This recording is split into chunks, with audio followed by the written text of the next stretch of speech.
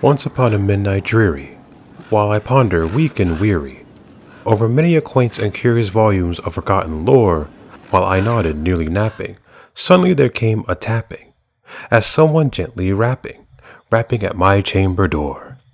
"'Tis some visitor," I muttered, "tapping at my chamber door, only this and nothing more." Ah, distinctly I remember, it was a bleak December, and each separate dying ember wrought its ghost upon the floor. Eagerly I wished the morrow, vainly I had sought to borrow from my book's surcase a sorrow for the lost Lenore, for a rare and radiant maiden whom the angels name Lenore, nameless here forevermore. And the silken, sad, uncertain rustling of each purple curtain thrilled me, filled me with fantastic terror never felt before. So that now, to still the beating of my heart, I stood repeating, "'Tis some visitor entering entrance at my chamber door. Some late visitor entering entrance at my chamber door. That is, and nothing more." Presently my soul grew stronger, hesitating then no longer. "Sir," I said, "or madam, truly your forgiveness I implore. But the fact I was napping, and I so gently you came a rapping, and so faintly you came a tapping at my chamber door, that I scarce was sure I heard you. Here I opened wide the door, darkness there, and nothing more."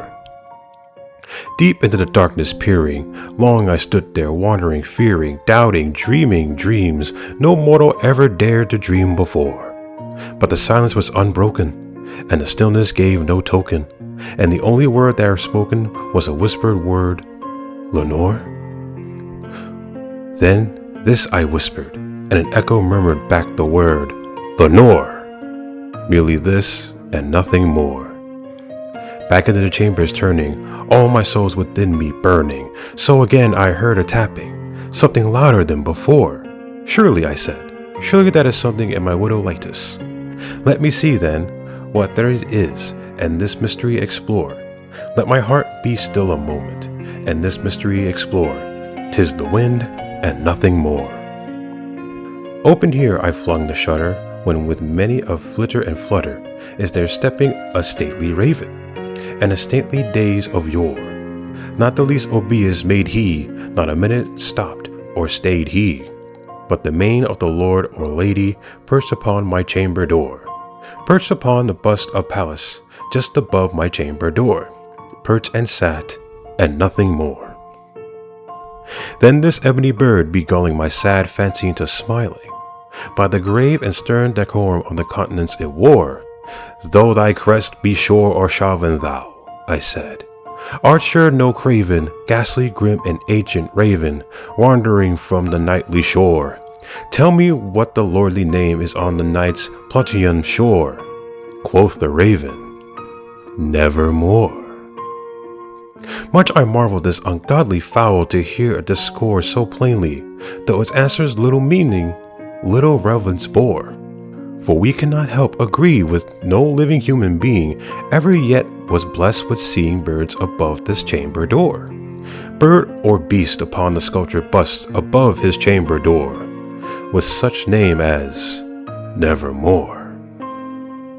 But the raven, sitting lonely in that placid bust, spoke only that one word, and if his soul is that one word he did outpour, nothing further than he uttered, not a feather than he fluttered, till I scarcely more than muttered, "Other friends have flown before, on the morrow he will leave me, as my hopes have flown before." Then the bird said, "Nevermore." Startled at the stillness broken by the reply of so aptly spoken, "Doubtless," I said, "what it utters is the only stock in store, come from the unhappy master, who unmercifully disaster follow fast and follow faster, till his songs one burden bore, till the digress is of hope of the melancholy burden bore, of nevermore." But the raven still beguiling all my sad soul into smiling, straight I wheeled the cushioned seat in front of the bird, and burst and door. Then, upon the velvet sinking, I betook myself to linking, Fancy unto fancy, thinking what the ominous bird of yore, with this grim, ungodly, ghastly gaunt of ominous bird of yore, meant the croaking, Nevermore. Thus I sat engaging in guessing, but no syllable expressing to the fowl, whose fiery eyes now burned into my bosom's core.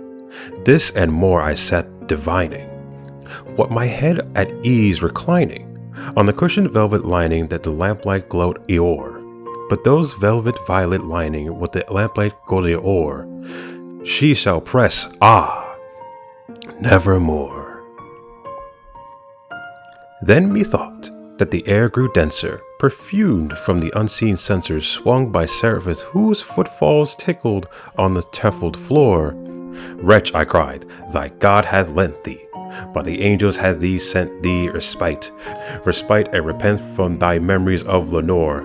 Quaff this kind Nephthys, and forgot the lost Lenore. Quoth the raven, Nevermore. Prophet, I said, thing of evil, prophet still, if bird nor devil, rather tempest sent or rather tempest tossed thy thee ashore, desolate yet all undaunted, on this desert land enchanted, on this home by horror haunted, tell me truly I implore, is there a balm of gleed? Tell me I implore. Quoth the raven, Nevermore. Prophet, I said, think of evil, prophet still, if bird or devil, by the heavens that are bent above us, by the gods we both adore, tell this soul with sorrow lended, if within the distant Aiden, I shall clasp and sainted maiden, who is the angel named Lenore? Clasp a rare and radiant maiden, whom the angels name Lenore. Quoth the raven, Nevermore. Be that word our sign of parting, bird or fiend, I shrieked, upstarting. Get thee back into the tempest of the night of Plenter's shore. Leave no black plume of the token of the lie thy soul hath spoken. Leave my loneliness unbroken. Take thy beak from out my heart, and take thy form from off my door.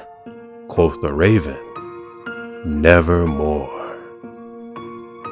And the raven, never flittering, still is sitting on the pale bust of Pallas just above my chamber door, and his eyes have all the seeming of a demon's that is dreaming, and the lamplight o'er him streaming throws his shadow on the floor, and my soul from out the shadow that lies floating on the floor shall be lifted nevermore.